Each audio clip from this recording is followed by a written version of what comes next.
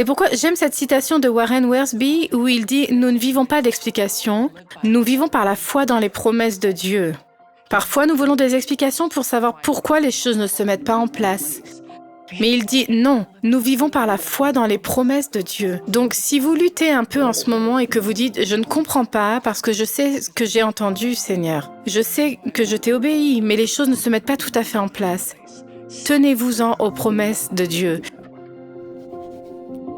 Je pense que l'une des choses qui nous échappe parfois et que nous ne comprenons pas, c'est la volonté de Dieu et le calendrier de Dieu. Car nous pensons que si quelque chose est la volonté de Dieu, alors cela se fera à un moment qui a du sens pour nous. Pour moi, quand il s'agit de l'écriture, le contexte est la clé, c'est tout. Parce que quand j'avais 16, 17 ans, ma mère avait ce verset sur le mur partout.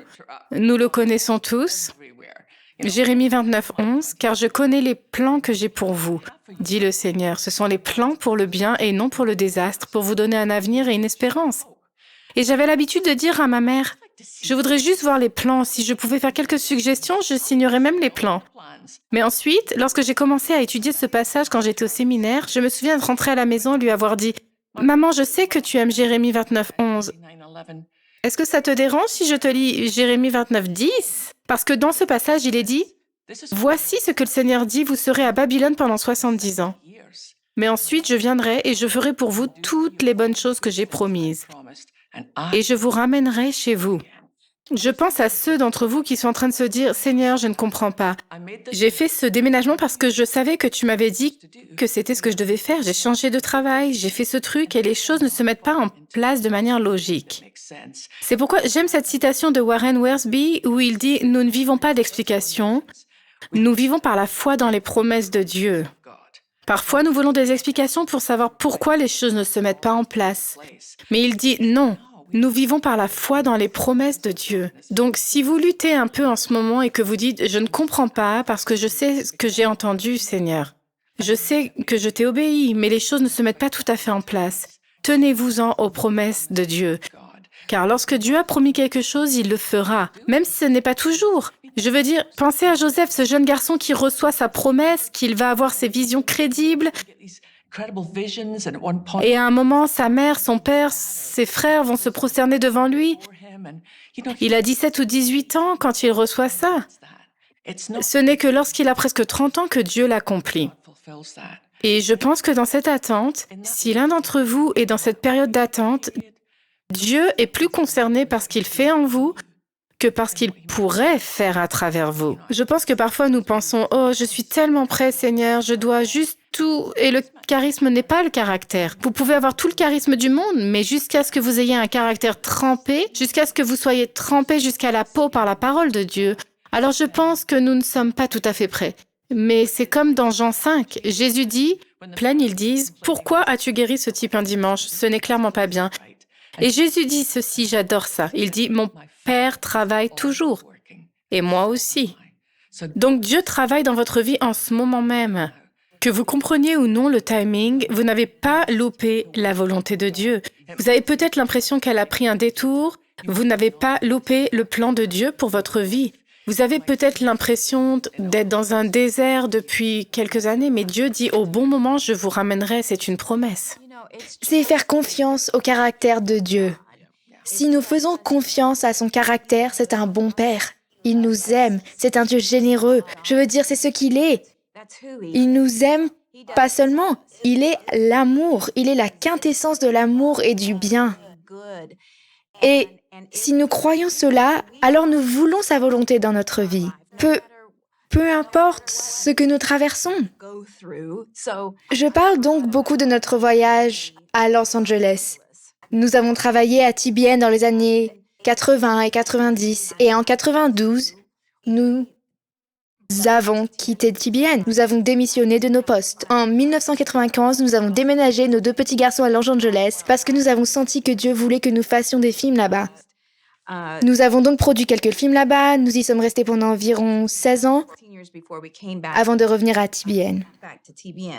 Pendant cette période, je savais que Dieu nous avait appelés là-bas. Dieu nous a donné la grâce. Ce n'était pas ce que nous voulions faire. Nous étions très à l'aise. Nous ressentions ses désirs. Nous ressentions la direction du Saint-Esprit qui nous poussait à mettre un pied à Hollywood, à monter là-haut et à faire des films qui portaient le nom du Seigneur dans des endroits où il est faible et inaudible. C'était une sorte d'appel. Je me rappelle y être allée. Nous n'avions pas l'argent pour payer notre première maison. Et je me souviens avoir appelé un des gars prophétiques qui nous avait donné une parole dans nos cœurs. Faites votre place à Hollywood. Et juste avoir sangloté au téléphone, j'ai dit, Kim, j'ai dit, on n'a même pas d'argent pour payer notre premier loyer. On ne connaît personne. J'ai une maison vide ici. J'ai mes 2 petits garçons. Qu'est-ce qui se passe? Et il me dit, Laurie, crois-tu que Dieu t'appellerait là-haut et te laisserait? Penses-tu qu'il t'appellerait dans ce que nous avons ressenti pour y mettre tout notre cœur et toute notre âme et qu'il te laisserait là? Il a dit, il ne va pas vous laisser là. Et je me souviens que pendant ces années, on a vécu une vie des plus étranges. Mais Dieu nous a montré qui il était. Il se montrait fidèle dans tous les domaines. Nous n'avons jamais manqué un repas, nous avons fait quelques films, mais c'était toujours, nous voulons dire une lutte, mais ce n'était pas une lutte. C'était voir Dieu dans ces moments-là. Et je pense simplement que si nous faisons confiance à la fidélité et au caractère de Dieu, nous allons vouloir tout ce qu'il a pour nous et faire confiance à sa volonté parfaite. Que sa volonté soit faite dans notre vie.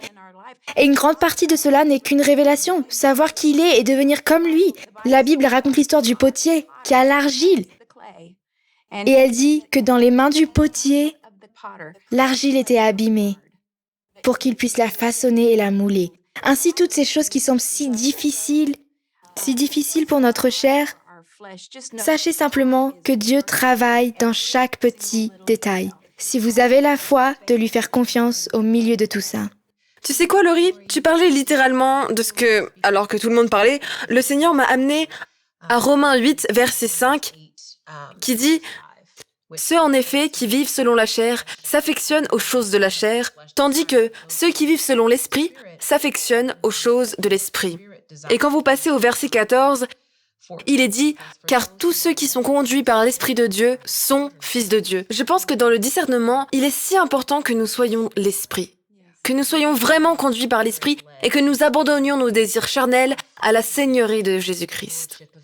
Et je pense que la raison pour laquelle nous avons besoin de discernement est qu'il y a une guerre entre notre chair et notre esprit, n'est-ce pas? Nous avons besoin de discernement parce que nous voulons honorer Dieu. Et donc, je pense qu'il est important pour nous d'avoir une pratique de la prière. Souvent, nous allons vers Dieu dans la prière quand nous voulons quelque chose ou quand nous avons besoin de quelque chose, mais nous devons développer une pratique régulière d'interface et de communion avec Dieu. Parce que c'est seulement en étant conduits par l'Esprit et en apprenant à écouter ce que le Seigneur dit que nous développerons le discernement parce que c'est une compétence, c'est vraiment une compétence et c'est un don de l'Esprit de Dieu. Mais cela demande de passer du temps avec Dieu. Et j'ai l'impression que c'est le fil conducteur de ce que tout le monde dit aujourd'hui. C'est que nous devons vivre une vie guidée par l'Esprit. Je me fiche de ce que ma chair désire, je ne me soucie pas de ce que ma chair veut. La question est qu'est-ce que Dieu attend de moi en ce moment? Shalom, j'espère que vous avez aimé cette vidéo.